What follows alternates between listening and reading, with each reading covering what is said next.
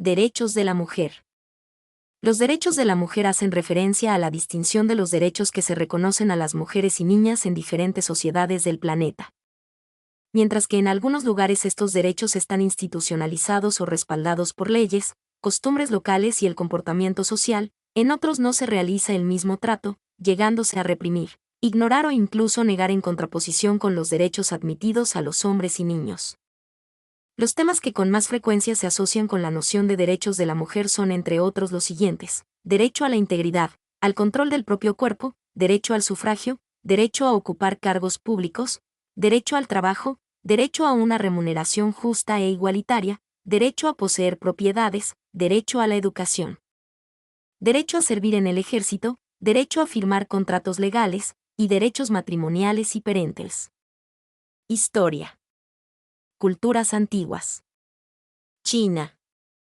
El estatus de las mujeres en la antigua China era bajo, debido sobre todo a la costumbre del vendado de pies, una mutilación que provocaba que esas extremidades no crecieran más de 10 centímetros. Estos pies deformados dificultan el movimiento, limitando considerablemente cualquier actividad a las mujeres. A causa de la norma social de aislar a las mujeres de los hombres, las mujeres chinas se resisten a que las trataran los médicos, hombres, que practicaban la medicina occidental.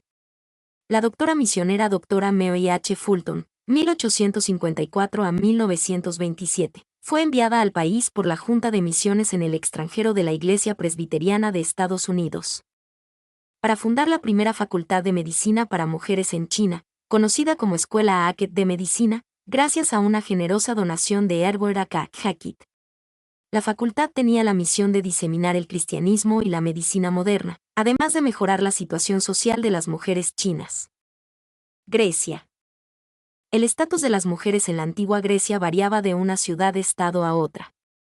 En Delfos, Gortina, Tesalia, Megara y Esparta existen registros de mujeres propietarias de tierras, que en esa época era la forma más prestigiosa de propiedad privada.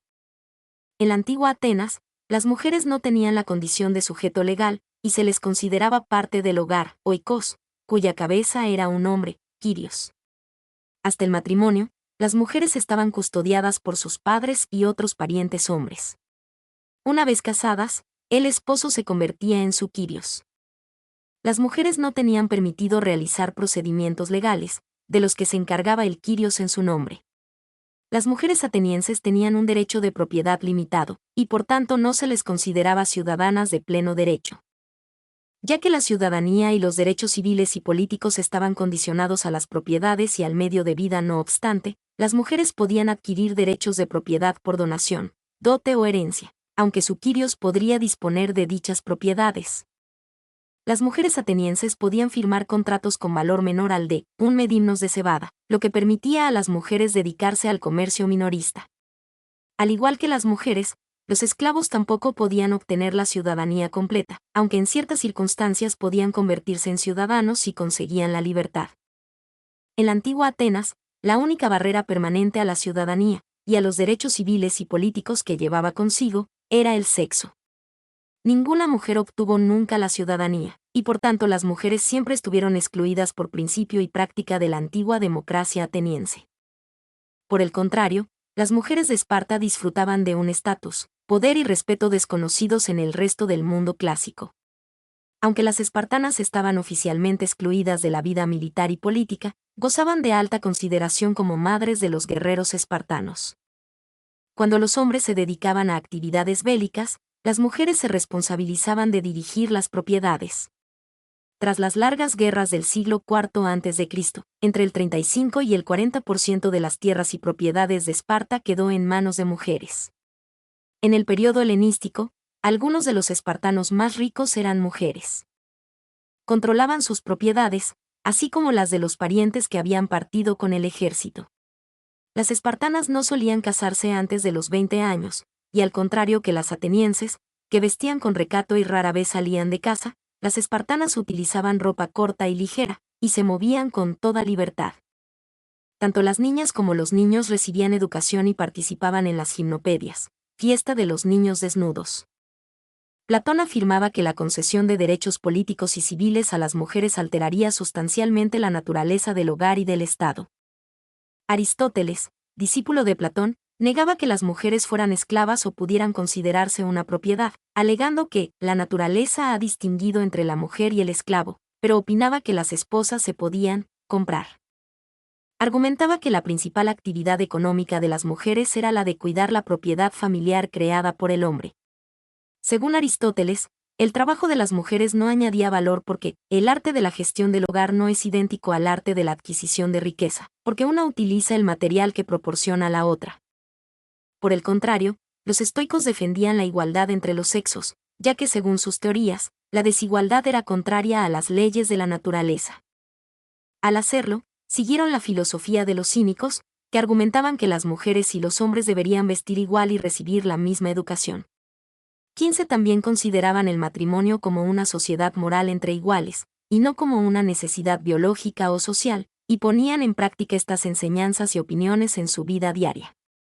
Los estoicos adoptaron las doctrinas de los cínicos y las añadieron a sus propias teorías sobre la naturaleza humana, dando a su defensa de la igualdad entre sexos una sólida base filosófica. Antigua Roma. Las mujeres libres de la antigua Roma eran ciudadanas romanas con privilegios y protecciones legales que no disfrutaban los no ciudadanos ni los esclavos. No obstante, la sociedad romana era patriarcal, y a las mujeres no se les permitía votar, ocupar cargos públicos o servir en el ejército. Las mujeres de clase alta ejercían influencia política a través del casorio y la maternidad.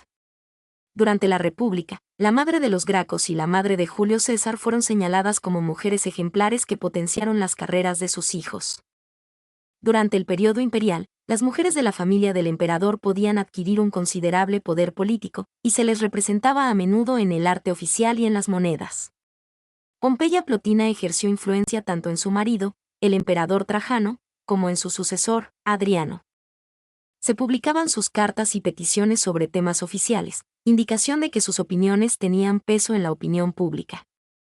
El estatus de un niño venía determinado por el de su madre.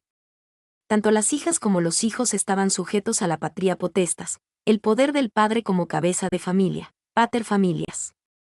En el apogeo del imperio, siglos I y II, la situación legal de las hijas difería poco o nada de la de los hijos. Las hijas tenían los mismos derechos hereditarios que los hijos en caso de que el padre falleciera sin dejar testamento. Pareja uniendo sus manos en señal de matrimonio, institución idealizada por los romanos como pilar de la sociedad y alianza para tener y criar hijos, tratar los asuntos diarios, llevar vidas ejemplares y profesar afecto. En el primer periodo de la época republicana, la novia pasaba de estar bajo control de su padre a las manos de su marido. Después quedaba sujeta a la potestas, de su marido, aunque en menor grado que los hijos. Esta arcaica forma de matrimonio se había abandonado casi por completo en la época de Julio César, en la que, por ley, una mujer seguía estando bajo la autoridad paterna incluso después de trasladarse a casa de su marido. Este arreglo fue uno de los factores de la independencia que las mujeres romanas disfrutaban en comparación con otras culturas antiguas hasta el periodo moderno. Aunque tenían que responder ante su padre en temas legales, estaban libres de su escrutinio en la vida diaria, y su marido no tenía poderes legales sobre ellas. Cuando moría su padre, quedaban legalmente emancipadas sui iuris. Una mujer casada retenía la propiedad de los bienes que había aportado al matrimonio. Aunque ser univira, mujer de un solo hombre, es decir, que solo se había casado una vez, era motivo de orgullo, el divorcio no estaba especialmente mal considerado, y tampoco el casarse rápidamente tras divorciarse o quedar viuda. La ley romana clásica prohibía que un marido maltratara a su esposa o la obligara a tener relaciones sexuales. El maltrato físico era causa suficiente de divorcio u otras acciones legales contra el marido. Como legalmente seguían perteneciendo a su familia de nacimiento, las mujeres romanas mantuvieron su apellido durante toda su vida. Los hijos solían tomar el del padre, pero en el periodo imperial, en ocasiones utilizaban el de la madre o combinaban los dos. El derecho que tenían las madres a poseer propiedades y a disponer de ellas según su conveniencia incrementar su influencia sobre sus hijos, incluso cuando ya eran adultos. Gracias a su situación legal de ciudadanas y el grado de emancipación del que disfrutaban, las mujeres podían poseer propiedades, firmar contratos y crear empresas. Algunas consiguieron y gestionaron considerables fortunas, y su nombre aparece en inscripciones por haber financiado importantes obras públicas. Las mujeres romanas podían comparecer en un juzgado y defender casos, aunque la costumbre era que las representara un hombre. Se las consideraba demasiado ignorantes y faltas de criterio como para ejercer la abogacía, y al mismo tiempo eran activas e influyen en los casos legales, lo que dio como resultado un edicto que limitó su ejercicio del derecho a los litigios que les afectan directamente. Aún después de que se aprobara esta restricción, existen numerosos ejemplos de mujeres que actuaron eficazmente en temas jurídicos, por ejemplo, dictando estrategias legales a sus abogados. Augusto, el primer emperador romano, apoyó su ascenso al poder absoluto en la restauración de la moral tradicional, e intentó regular con leyes el comportamiento de las mujeres, Ley Julia. Se criminalizó el adulterio, que en la época republicana era un asunto limitado al ámbito familiar, definiéndolo como acto sexual ilícito, stuprum, ocurrido entre un ciudadano y una mujer casada, o entre una mujer casada y cualquier persona que no fuera su marido. Se establecía así una doble moral. Una mujer solo podía practicar el sexo con su marido, mientras que los hombres no cometían adulterio si mantenían relaciones sexuales con prostitutas, esclavas o personas en situación marginal, infamis. El Estado fomentaba la maternidad. El Aius Trium Liberorum, derecho legal de 3 hijos, concedía honores simbólicos y privilegios legales a las mujeres con 3 hijos y las liberaba de la dependencia de cualquier hombre. Los filósofos estoicos influenciaron el desarrollo de la ley romana. Los estoicos de la época imperial, como Séneca y Musonio Rufo, desarrollaron teorías de moral sexual. Aunque no defendían la igualdad social o legal, mantenían que la naturaleza da a hombres y mujeres una idéntica capacidad para la virtud y similar obligación de actuar virtuosamente, y por tanto mujeres y hombres tienen igual necesidad de adquirir conocimientos de filosofía. Se cree que estas tendencias filosóficas de la élite dirigente ayudaron a mejorar la situación de la mujer durante la época imperial. En Roma no existía un sistema escolar estatal, y la educación solo estaba al alcance de los que podían pagarla. Las hijas de senadores y caballeros solían recibir educación primaria, de los 7 a los 12 años. Más allá de esa edad, poca gente recibía educación, fuera del sexo que fuera. En ocasiones, las niñas de clase más humilde se escolarizan para que pudieran ayudar en el negocio familiar o pudieran trabajar como escribas y secretarias. La mujer que alcanzó mayor prominencia en el mundo antiguo por sus conocimientos fue Hipatia de Alejandría, que impartía cursos avanzados a hombres jóvenes y actuaba como consejera política del prefecto de Egipto. Su influencia la colocó en situaciones conflictivas con Cirilo, patriarca de Alejandría, que podría haber estado envuelto en la muerte violenta de Hipatia en el año 415 a manos de una turba cristiana.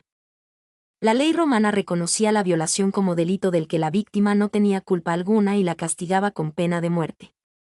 El derecho a la integridad física era fundamental en el concepto romano de ciudadanía, como indica la leyenda romana que relata la violación de Lucrecia por el hijo del rey. Tras denunciar la tiranía de la familia real, Lucrecia cometió suicidio como forma de protesta política y moral. Los autores vieron en su sacrificio el catalizador del derrocamiento de la monarquía y el restablecimiento de la república. Según la ley, la violación solo podía cometerse contra un ciudadano, la violación de un esclavo solo se sancionaba como daño a una propiedad. La mayoría de las prostitutas en la antigua Roma eran esclavas, aunque algunos contratos de compra de esclavas contenían cláusulas que las protegían de la prostitución forzada.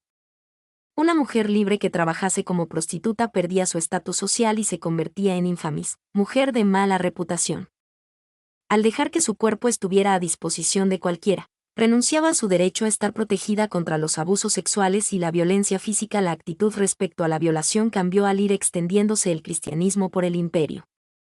San Agustín y otros padres de la Iglesia interpretaban el suicidio de Lucrecia como la admisión de que había incitado al violador y experimentado placer. En la época de Constantino, el primer emperador cristiano, si un padre acusaba a un hombre de secuestrar a su hija, pero la hija había dado su consentimiento a la fuga, se castigaba a la pareja con la hoguera. Si la mujer no había consentido a su violación o secuestro, aún podía ser castigada con penas menores como cómplice, aduciendo que podría haberse salvado pidiendo ayuda a gritos. Mi nombre es Demim. Soy tu asistente personal. Mi sitio en internet es demim.es.tl